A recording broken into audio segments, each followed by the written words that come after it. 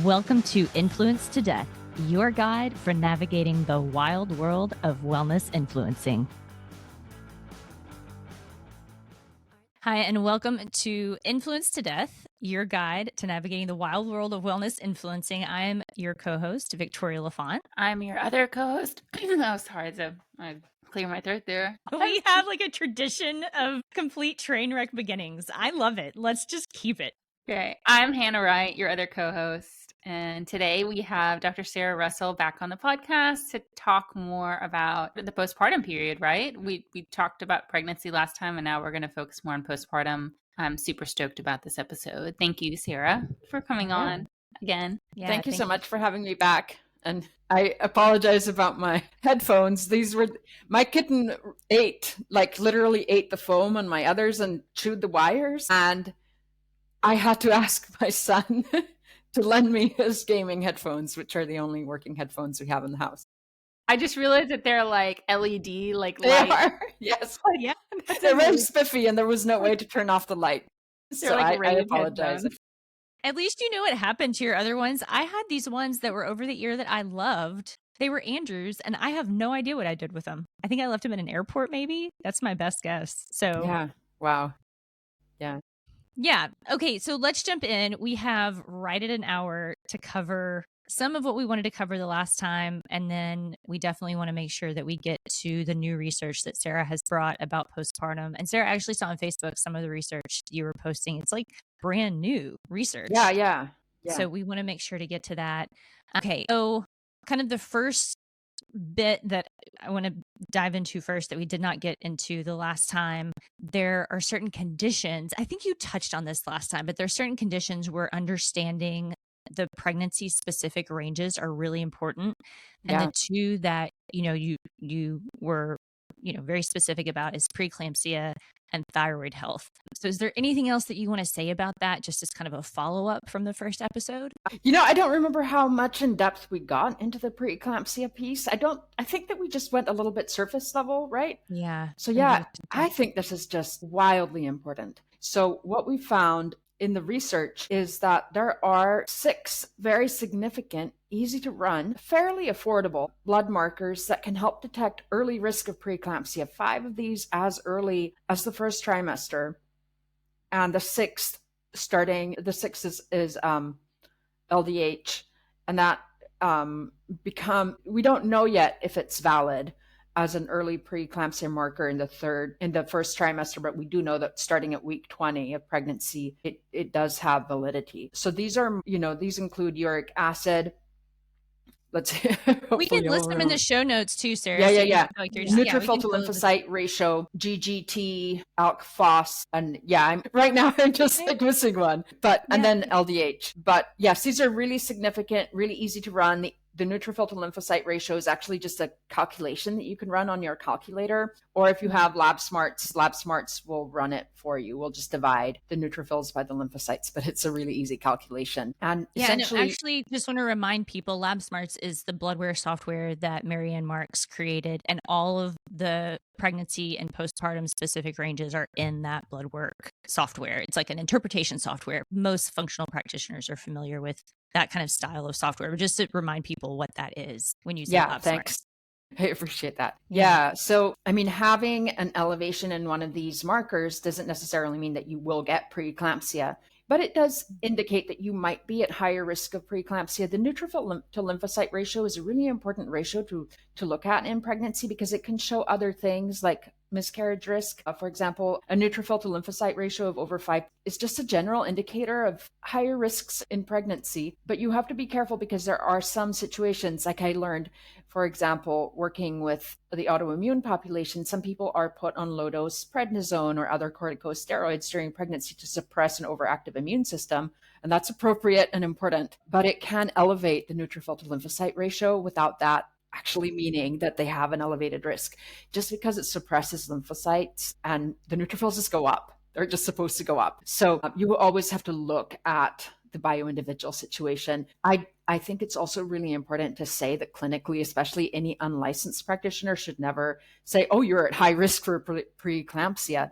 We don't want to make people alarmed, but B, we can take action we can say, look, there are some things that we might want to optimize. Here's some lifestyle tips for you. Here's some nutrition things you can take. You might want to, say, take some fish oil. You might want to try a little bit of extra vitamin E containing foods. Melatonin. Melatonin, I don't remember. Is that For preeclampsia? associated with preeclampsia? Do you know how I know that Maybe. is because Amanda Jones, and I think she would be totally, I'll ask her before we publish this. I think she would be totally cool with me speaking to this. She had just the main marker of high blood pressure, but it turned out like as she was starting to go into labor, they were like, you are incredibly preeclamptic, but she used melatonin to manage her blood pressure throughout her third trimester. And I think she did a bunch of research on melatonin's connection to helping support people who are at higher risk or have preeclampsia. Is that even a term? That's very cool. I mean, melatonin is such an amazing compound, really. Incredible. But, even like oyster mushrooms and white button mushrooms, there was a white button mushroom study where they saw that consuming, I think it was 40 grams a day of white button mushrooms, which are a very cheap, affordable food. You might get bored of them. I mean, pregnancy is a funny time. But if you can, if you like white button mushroom and can eat it throughout pregnancy, it lowers the risk of all kinds of hypertensive disorders in pregnancy. Also, there was a really, really good research on soy. It wasn't necessarily about preeclampsia, but it can help lower gestational diabetes risk. Again, we're talking like an average of like a 40-gram serving per day, which could be, like maybe even like 100 grams every 3 days or something like that, 120 grams every 3 days. But that it's a little bit. Also, it improves outcomes in offspring. So it lowers the risk of gestational diabetes during the pregnancy, and it improves neuropsychiatric outcomes in offspring. It lowers the risk of neurodevelopmental disorders, which is very interesting, especially in conjunction with this big research. I saw this paper on soy and pregnancy outcomes about a year ago when I was doing research for a client. And then just like today, I saw this New York Times article that talked about gestational diabetes increasing the risk in offspring of childhood ADHD and other neuropsychiatric issues. And I'm like, yeah, that's why soy in lowering the gestational diabetes mellitus risk is lowering those risks to the offspring that kind of come as a package. So it's not like an additional benefit of soy, but it's probably contained in the package of the mom does not have GDM.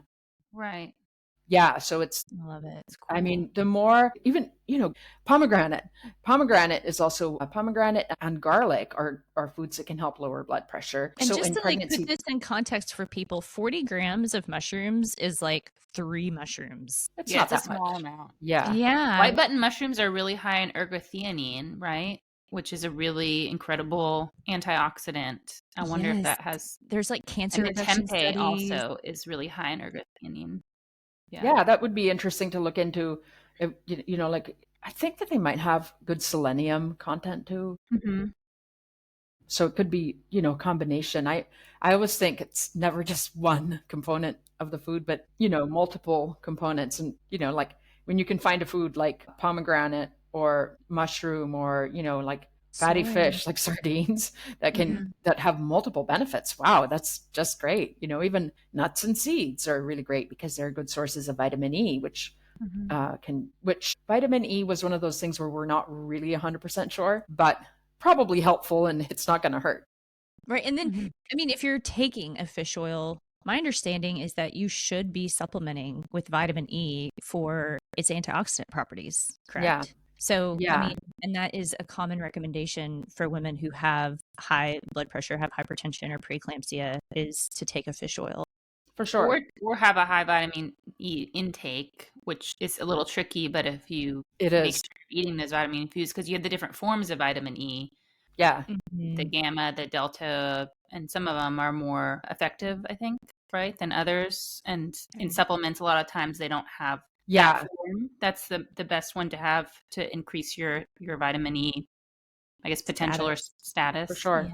Yeah, there are different nuts and seeds have different profiles. So I tell people just do, either rotate them or mix them, make it like a trail mix or just like a mixed nut and seed mix that you just throw onto your salads or into your oatmeal or whatever. It's terrific, from many points of view. I say this a lot of the time to non-pregnant people. Vitamin E is one of the micronutrients I see lowest in food intakes on Chronometer when I have people track. It's hard to get enough and that's without. a good tool for people to know about. Is it's a free tracking tool. I think they Yeah. have a paid version, but Chronometer is one of the few tracking tools that tracks macro and micronutrients. So It does. And I can't it really looks mention at omega-3 and omega-6 fatty acids. It looks at Mhm. fiber content. It looks at ratios of certain micronutrients too, like your calcium to oxalate if you're working with someone with a kidney stone risk Mm. or with, interstitial cystitis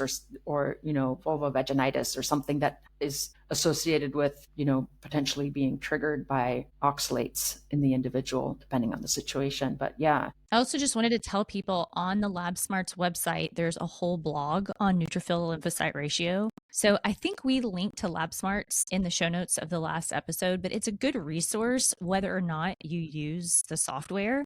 Go to the website and look at her blogs. There's great information there. Yes. So yeah. So, okay, just to recap, there's so much practical here, which I love. It's like eat mushrooms, eat pomegranate, eat garlic. It's so sad that, we have this like kind of like fear of soy in the holistic nutrition world, but we've covered that. Ann and I think we beat that horse to death. We have 2 episodes on that. And we're really lucky. Do you remember Dr. Messina, Mark Mark Messina? Messina. And that was just so incredible because in the first episode, we were like, wow, what if we could get in touch with this expert? I remember. It would be amazing. Yeah. And then he got in touch with us and he came on and he was so chill and wonderful and just a joy to talk to. I love those episodes. Yeah. And he just knows so much. Yeah.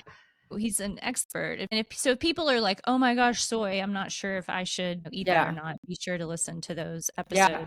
I've sent the links to those soy podcasts to so many people, including moms of girls under 14. I'm like, you really want to reassess soy. Yeah, reassess soy. And so, but yeah, basically what you're saying is like, there are these markers that you found in the research that can kind of tell you like maybe there is some, increased risk here for preeclampsia, but then knowing how to like understand those ranges, it's really important to for sure. pay Yes, attention they to that have to be interpreted in a pregnancy, on a basis of what is actually appropriate in pregnancy. So, like homocysteine is one of those markers. It's one I forgot earlier. It goes down in pregnancy for a variety of reasons versus in non-pregnant people. Does methylation increase in pregnancy? No, it's not supposed to increase. No, partly because I don't mean homocysteine. What happens to methylation in pregnancy? Oh yeah, methylation, yes. So I mean, I'm curious if that's why homocysteine goes down, like what it So one of the reasons is because people are taking multivitamins with folate to prevent neural tube defects. And folate and B12, which are both in prenatals, you'll not see a multi that has folate but doesn't have B12 in it. They both lower homocysteine by supporting methylation. Got it. Also, there are other cofactors for methylation in any balanced multi, including B2, which can help the methylation cycle and everything that's sort of revolving around it. Choline. B6, choline, absolutely, yeah. A lot of prenatals don't have that much choline, but there's. I was going to ask you about that. They don't. Yeah. Is that concerning? Needed does. They did I like, so I'm not affiliated with any company, but the ladies who run Needed, who founded and run the company, are very into research. And I wrote them a question once because somebody that I had mentored had a question about the form of choline and the dose of choline in the Needed prenatal. And she sent me this wonderful response. It was so thorough. And she sent me links to articles. And it was super helpful in allowing me to address, the concerns that my colleague had raised about, is this safe? Because it's a legitimate question, right? Mm-hmm. Should people be, obviously, we want people to get as much of their choline as possible from whole foods like egg yolks, but that's not entirely, like chicken skins, things like that. That's not always possible. And sometimes people's desire for food will change day to day. And a lot of people have nausea and they just don't, it's just very hard to get those choline rich foods because they tend to be a little bit rich and hard, a little bit harder to digest in some stages. So if you're having nausea or reflux, they might not be your first go-to. So having a choline-rich prenatal is really, really nice. Yeah, and Needed is like the only one, as far as I know, that has that choline and the right amounts. I don't know. I found Needed supplement, also not affiliated with them, but after I'd had my son, like postpartum period, I found it. Prior to that, the one I was taking didn't have it. And I was like, well, I could eat 3 eggs a day. I was trying to calculate how much, you know. Yeah. And eventually, because for that reason, I couldn't like stomach all of that, I started taking phosphatidylcholine. And then you actually have to do the calculation to figure out how much choline you're getting instead of the phospholipids and like take a bunch. I mean, it's hard to figure it out. Yeah, for sure. It can be hard. But we'll put a link to Needed in the show notes so that people can check it out. And like we said. Yeah. Seeking Health, I think, also has choline, but I can't remember if it's the whole 300 milligrams that is in. I mean, formulations change over time too. So I can remember the milligrams of certain things and then they change. So but no, I really appreciate companies that are not just selling stuff. You know, sometimes companies will ignore you or get defensive when you ask them a question, and other companies will be like, oh wow, yeah, great question, here's the research we did, here are the references, and that it helps build my trust when I can have a conversation like that and have my questions answered. It's really absolutely, it's rare. It is. That's why I love Brian Johnson, Hannah. That's an inside joke. I guess it's not an inside joke. It's a public joke, but we covered that. I actually saw this ad the other day. It's the guy that, Sarah, he's trying to like reverse his biological age. And there's this Netflix documentary. But I saw this ad the other day where he was like, hey, maybe you've heard about me. I'm like the narcissistic, crazy millionaire tech bro that's trying to not die. Hi, that's me. He like played on it. And I was like, oh my God. Wow. So yeah. So anyway, he does have transparency, or he did in his products. Yeah, maybe not anymore, but he did. Okay, so any other conditions though, Sarah, where, you know, it's like understanding pregnancy specific ranges would be really important. Preeclampsia, thyroid totally makes sense just because we know about the prevalence of, God, it's like autoimmune thyroid pops up for a lot of women after pregnancy. Absolutely. Also, you know, just making sure that you're looking at appropriate pregnancy-based ranges for glucose, which the labs actually have TSH, and they know that TSH and glucose values change during pregnancy compared to non-pregnancy, but still the optimal ranges are not always going to be reflected for thyroid function. So you could have a thyroid hypofunction issue that is not flagged on a lab test, for example. And then there is no routine test for antibodies. So somebody with a history of recurring miscarriage ideally should, you know, or other conditions, infertility, that would family history of autoimmune thyroid disorders, should test for all the potential thyroid antibodies, ideally before conceiving, and find out if they have an autoimmune thyroid condition. If they do, I always recommend that people who have autoimmune thyroid disease also test for celiac disease antibodies while actively consuming gluten. And I've talked to many clinicians, and the gastroenterologist that I spoke with, who seemed to know the most about celiac disease, told me that she wants her patients to consume gluten every day, at least one serving, like the equivalent of a small plate of pasta or a slice of bread every day for 2 months. She said that's most reliable for the antibodies. And that's a longer time span than I've seen in some of the articles. I remember it being like 6 weeks or something. It helps people not fall through the cracks. And she said, you know, just having somebody start over again can be really exasperating. So just like one and done. And that seemed like a really trustworthy recommendation. But there's an HLA connection between, so that there's a shared genetic sort of baseline for susceptibility to both celiac disease and autoimmune thyroid issues. Yeah.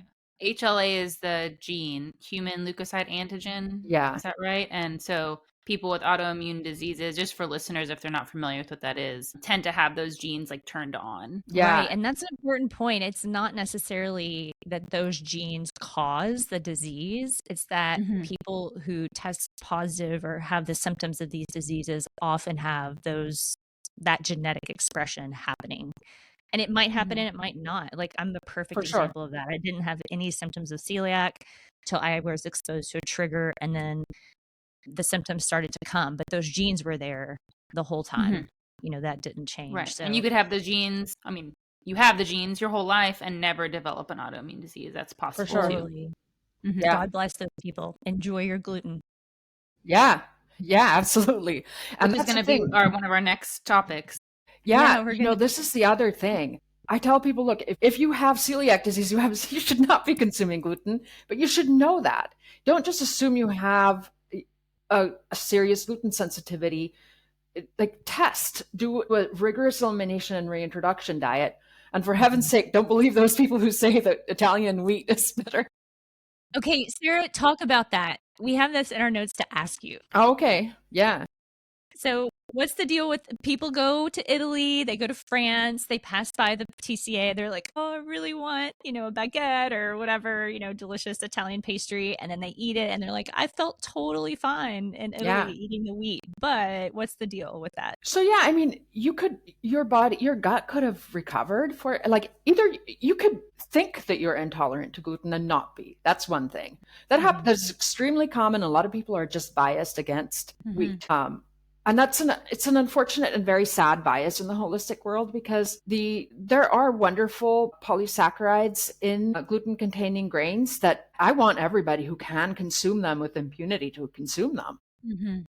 But anybody who has an actual, non-celiac gluten sensitivity, which means that, you do an elimination and reintroduction, but you don't have actual like celiac disease, really should not consume gluten. I mean, celiac disease can go into remission, but then people can get it again. I talked to somebody who was diagnosed as a small child, and then after many years, she had another biopsy, and they said, oh, you don't have celiac disease anymore. You can consume gluten again. And it came back very ferociously. And her baseline of health has just never been the same ever since. So she sort of regretted, assuming that she was okay. I mean, there could be people who heal and then can continue, but the point is you want to monitor over time both your antibodies and probably your small intestine. And then, is there anything special about the wheat in Italy? No. And in fact, when you're in Italy, Italians consume so much wheat. And there's a much denser population on the Italian territory. Italians grow 10% of the wheat that they consume. And a lot of that is exported to the US because it's a prized crop. It's kind of like quinoa that is exported from Peru. The Peruvian population hardly eats quinoa for that reason. So 40% of Italian pasta and other wheat-based goods are made with North American grown wheat, mostly Canadian, which I think is extraordinarily funny. And that's probably more now because Ukraine used to be the main source of wheat imports into Italy. So I think that it's probably closer to 60% now. I haven't really gone in and looked. I want to pull that stat. I mean, I totally trust you, Sarah, but I'm like, I want this like hard stat because there is this thing that happens where people go on vacation and they're like, I ate the wheat. And there was somebody not long ago I like saw a video. Oh my God, it was Brett Weinstein. I can't remember how to pronounce his last name, but he hosts the Dark Horse podcast. He's kind of this like, I don't know, like a contrarian on the internet. And he was like in Europe and just like surrounded by pastry. And he was like, there's no way I could eat this, in the United States. And I just like heard your voice reverberating throughout my head where you're like, most of the wheat in Italy is imported from the United States. And I was like, oh my God. Or from North America, maybe not just. Oh, yeah. So funny. Yeah. It's like the crazy placebo effect. It might, that's really interesting. And like I'm not gonna go into this. We can save it for our gluten episode, but people are more relaxed on vacation and their digestion is just going to be calmer. I mean, it's the just vacation effect. Yeah.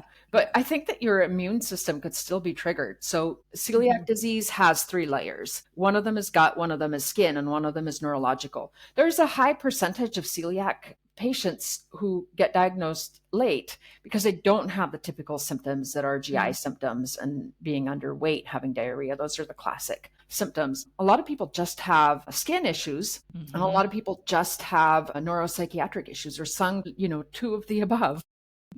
So for some people, it's just psychosis. There's an amazing paper published by a Sicilian team of doctors from a hospital that treated a little girl, 14-year-old girl with Hashimoto's thyroiditis. And she tested negative for celiac disease, but every time she would eat gluten, she would get psychotic. And they did not believe the mother at all. They were like, this is just too wild to be true. So they hospitalized her, and they would give her, basically like without the girl knowing what was in the capsule, they would give her either wheat flour or rice flour. And she had psychotic episodes every time she ate wheat. There was just no denying it. And they wrote this paper, and it was just like, wow. So this is the other thing that is really fascinating, though. Like non-celiac gluten sensitivity in this paper and several other papers I read on psychosis and gluten were correlated with non-celiac gluten sensitivity in autoimmune thyroid disease. So there is probably some kind of dynamic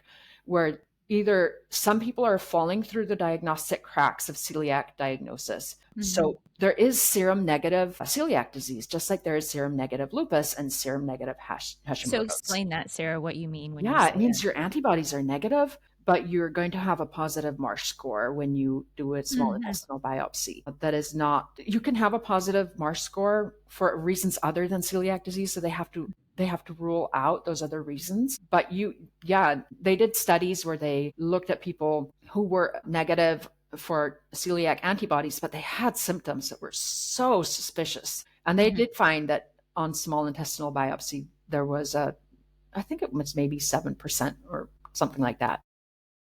Were positive for celiac disease. Wow. That's wild. And the Marsh score is where they like look at your villi and decide how atrophied it is. And then from that, they diagnose you. But you have to do a biopsy to do that. And some people don't get that far. They go and do the blood tests, and then they're like, oh, well, your antibodies are fine. You're fine. But you're still having the symptoms, and you have to, just thinking about the time it would take for a person to figure that out and have good providers to make sure that they don't fall through the cracks. That's a lot, for a person to deal with and like handle, instead of just being like, well, fuck it, I don't care. I'm just going to keep eating how I'm eating and not, whatever.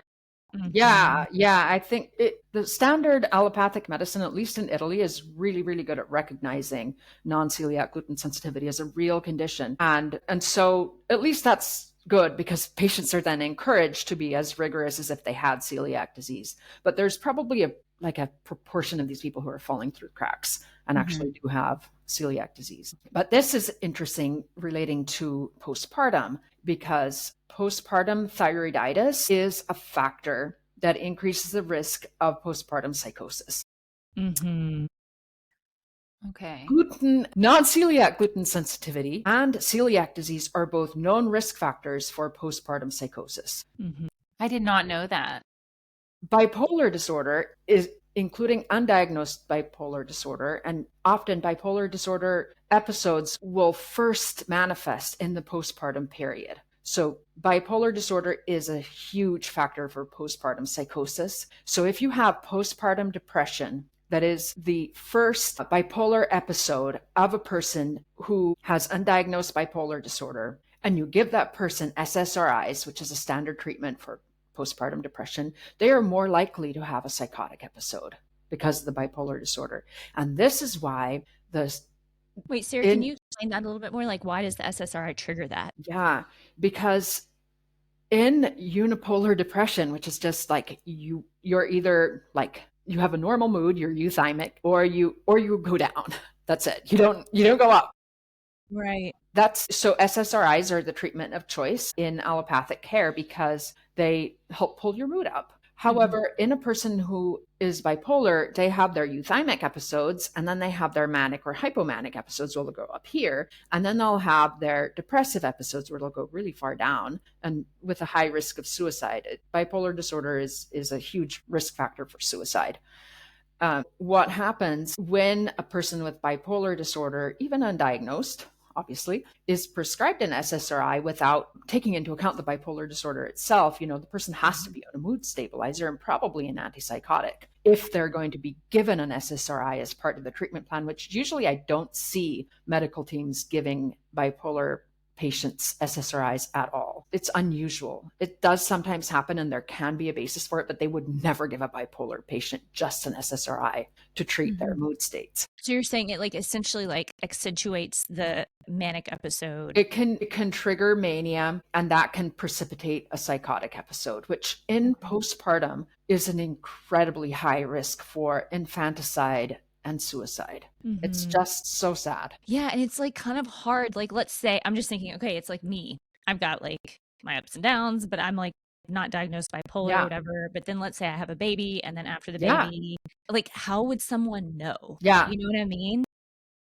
You can't know 100%. Bipolar disorder. I talked to a psychiatrist. I love talking to clinicians. I talked to a psychiatrist about a year ago who was treating 2 bipolar individuals that I personally know. So this is a person that I said, hey, I just want to go talk to her. We actually resolved a complex issue together. So we teamed up without knowing each other. And then I went and met her and we talked. And she said, yeah, bipolar disorder is a really hard diagnosis to make. We didn't talk about bipolar disorder diagnosis in pregnancy or postpartum. We were talking about it just in general. But she said, yeah, it's really, really hard. I will sometimes treat a person as if they have bipolar disorder without giving them the diagnosis if I'm not 100% sure, but I'm covering them. And I'm like, oh, that's a really good perspective. Yeah. So from like a postpartum mom, like if she is not just feeling like baby blues or depressed, but if she also has times where she is like, I mean, mania. Yeah. I've been around it. So I'm kind of like, I know like some of the signs where it's like you maybe don't sleep as well, or you stop sleeping. Like you might not have like, there's like kind of a high that's associated with it. This might just be something to be aware of. Absolutely. Yeah.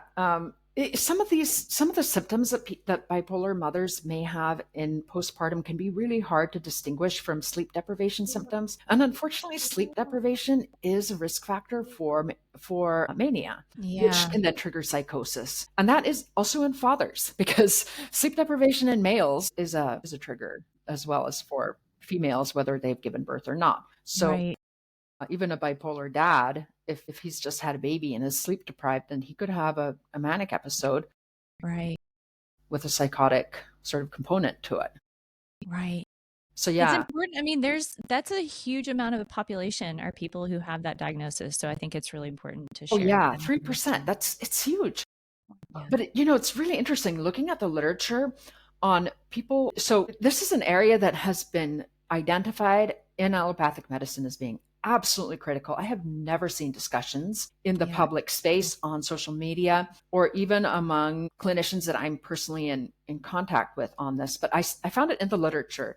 So there are a lot of OBGYN associations that are OBGYN clinicians who are part of these associations that are really in favor of basically screening every pregnant woman for, giving them a questionnaire and talking with them to try to identify undiagnosed bipolar cases. It can be really subtle. Not everybody so bipolar disorder is a spectrum, just like autism spectrum disorder. A lot of women with autism spectrum disorder have masked all their lives and they only realize that they have autism spectrum disorder after a child, usually a boy, will be diagnosed with the condition. And then they're like, wait, but this and this and that. I have all this. I was like this as a kid, like me too. And so they get diagnosed as an adult. And this can happen with bipolar in a similar sense, that you have a baby and all of a sudden those things that were sort of like maskable, like those things you were kind of like embarrassed about, maybe maybe it was subtle. People would maybe tell you, oh, you talk really fast. Like, can you just slow down a little bit? That's like the hypomanic thing, right? And then they maybe slow down, or maybe they'll isolate a little bit. They'll change jobs frequently, but they'll just seem a little bit, more unique. I like it. Yeah. So like really cool, creative people, like with good jobs. And, a good income can totally be bipolar or autistic. Absolutely. So there's a lot of masking that happens. And so because of the frequency, because of the susceptibility to bipolar episodes and postpartum psychosis within that presentation during the postpartum period, OBGYNs have decided that this is just really, really important to screen for. And this is not just some, some conspiracy towards, let's medicate as many people as possible. That's not the point. Let's save lives. because Sarah, I think that's really important to say this. People may not realize this, that there are all kinds of disease manifestations that are more prevalent in postpartum oh simply yeah, because your body has had this enormous glut of hormones for 9 months. It has just gone up, up, up, up, up, up, up. And then one day you have the yeah, baby, and then it's like, it's not an immediate drop off, but it is a pretty quick drop off. Like, I mean, you correct me if I'm wrong, but this is my understanding. The flux of hormone flush compared to the reduction hormone, that is a huge stressor on the body. And so if there is a predisposition to thyroiditis, to mental health stuff, like I mean, there's so many any autoimmune oh yeah, manifestation. I'm thinking about like colitis and Crohn's disease that I've seen in clients after they've had a baby. Those diagnoses tend to come then, and then it's all exacerbated yeah, by sleep deprivation, stress. absolutely. We haven't even talked yet about like body image and like all the Oh pressure that yeah, our society puts on us. So I guess I'm kind of just saying, like, if you are a new parent and you're experiencing that, that's completely normal. And we see that all the time clinically. It's just not talked about very it's often. not. And it's, postpartum psychosis can look like, somebody just being obviously out of their minds, or it could look like somebody very quietly, not even talking about it, having these awful images of terrible things happening to their baby, and they're not happening and Mhm. they know it's not happening, But but they're they can't control terrified. that. They're just like, Yeah. seeing that. Intrusive thoughts. Yeah. So Intrusive. yeah, yeah. So Totally. there's a spectrum to it, and it is really important to talk with one's trusted healthcare providers and get the right type of help, because these conditions can escalate quickly. I mean, when I was studying for my dissertation, I found a description in a Latin Right. law text You of what told was us, Sarah. obviously postpartum Yeah, psychosis. and the judge was like, this woman was acting outside of Yeah, her control because she was experiencing this yeah, yeah. They postpartum. didn't know why. They didn't have a name for it, but it was there in the Middle Ages. It's not a new thing. Yeah, and I think it's important to say to women, if you are experiencing symptoms and your provider is not taking you seriously, get another provider. For sure.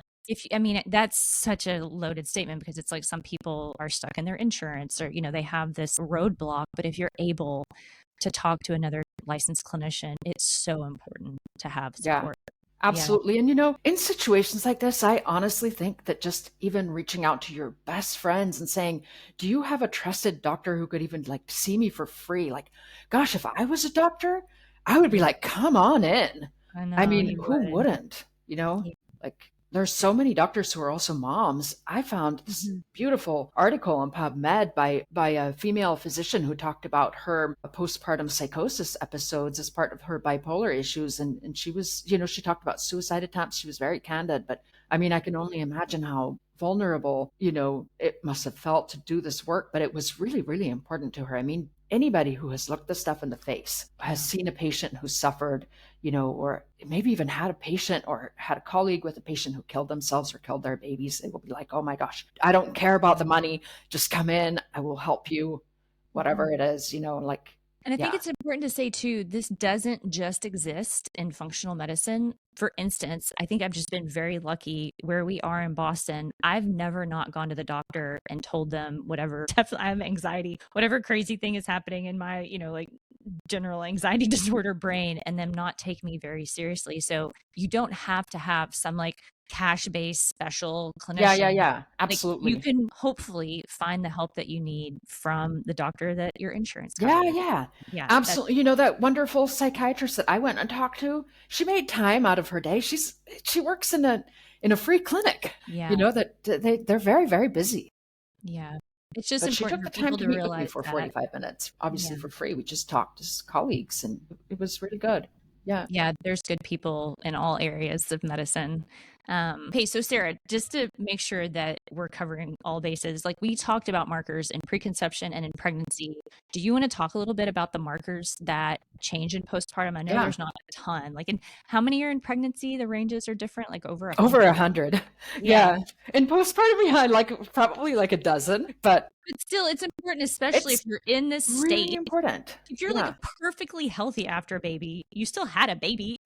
Yeah, It's like an absolutely. easy thing to just come out. So, and then you see like, oh my God, my alk phos, a month after giving birth is still high. That's For like sure. one that Even 18 months, if you're breastfeeding, it can be Yeah. still high. Yeah. Yeah. So kind of what markers should people kind of be on the lookout for in postpartum? Yeah. Yeah. So the white blood count and differential can be altered for up to a year. Oh my God. Yeah.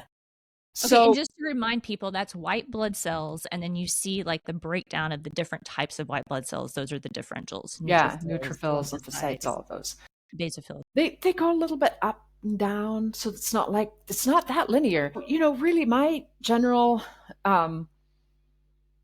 suggestion here is if you're a practitioner and if you're a patient and you're looking at labs and something is flagged on your white blood count and differential and you don't have symptoms that are associated with that thing being flagged, like say your neutrophils are like really high or potentially kind of low, that could be totally normal as your immune system is sort of readjusting postpartum.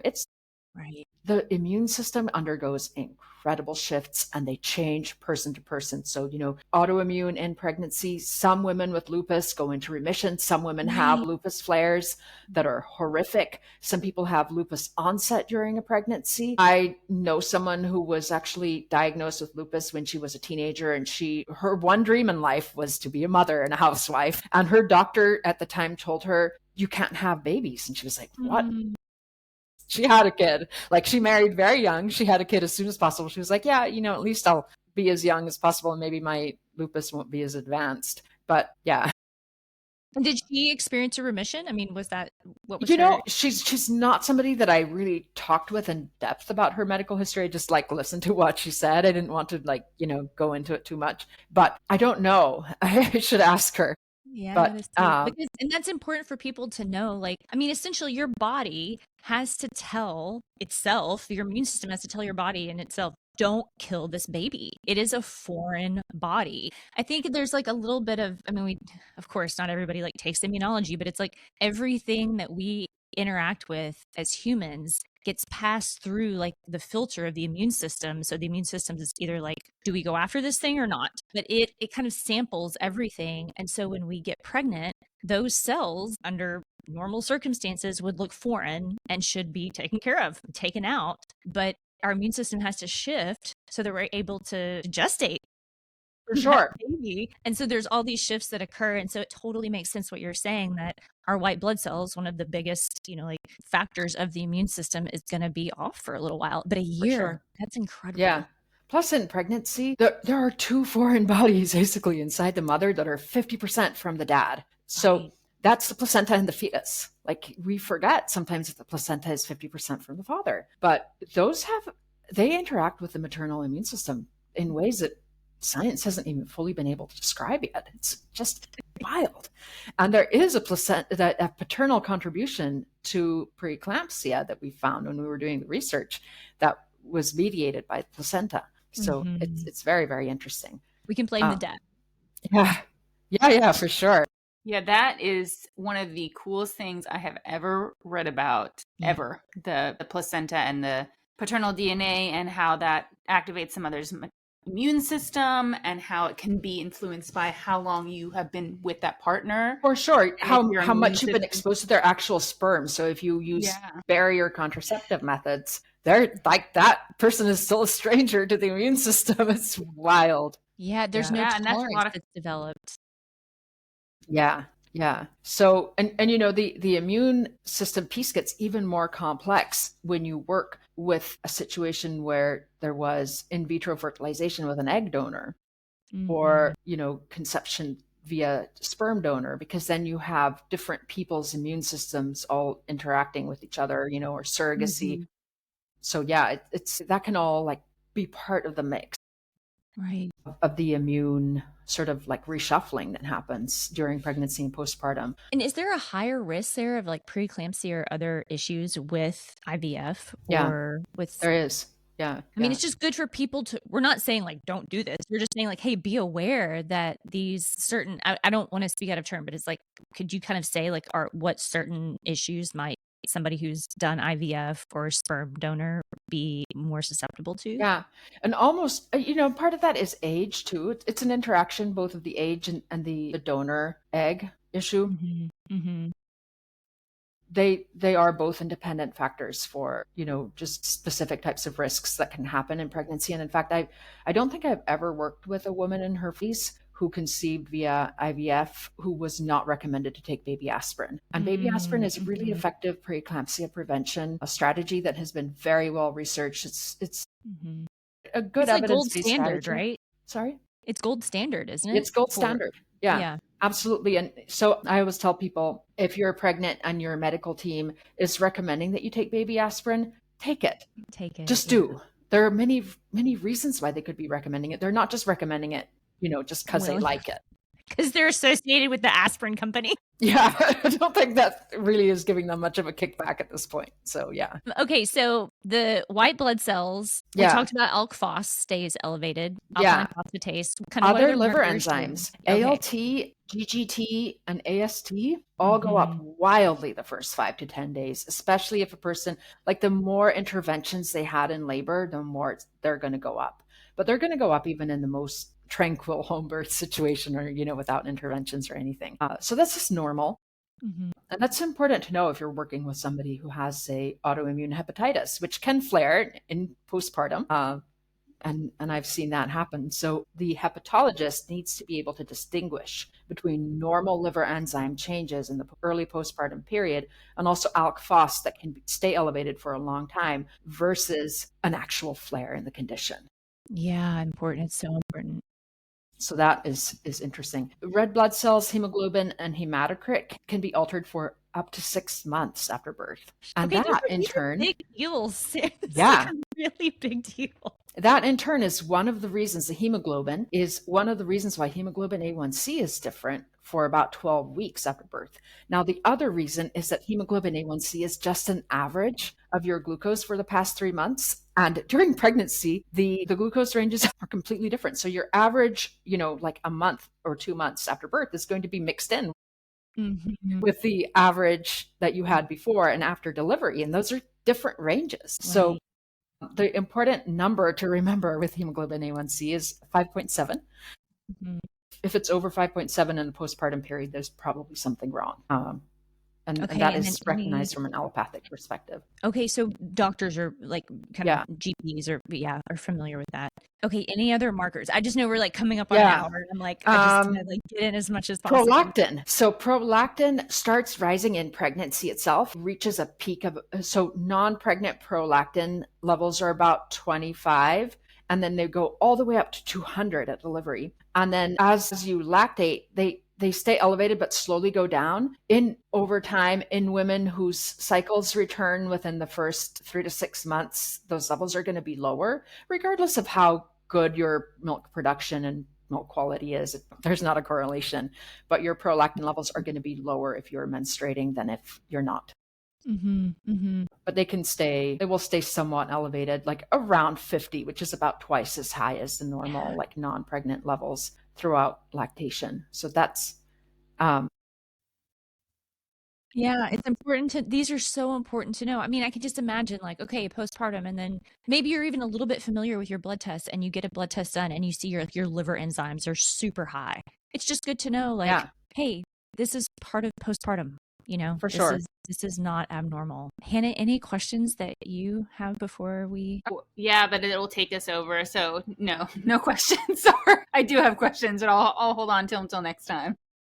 Yeah, I mean, Sarah, you've got to come back, please. I feel like every time we talk to you, I'm like, this is an episode idea. This is an episode idea. There's so many different ones. But thank you so much for coming on. Yeah. Thank you for having me again. I'm sorry that I'm so ridiculous today with these lit up headphones. I love it. It's cracking me up. People who are just listening, Sarah's totally hearkening to our love of UFOs and aliens with her. Absolutely. Yes. And my son's love of Minecraft. I'll just say that. Totally. Okay, Sarah, so we'll probably see you in future episodes, hopefully. Yeah. I would love to be back at some point, and I'll try to be more professional looking. Yeah. Well, we're not professional at all. Okay, well, that's good. I fit right in then.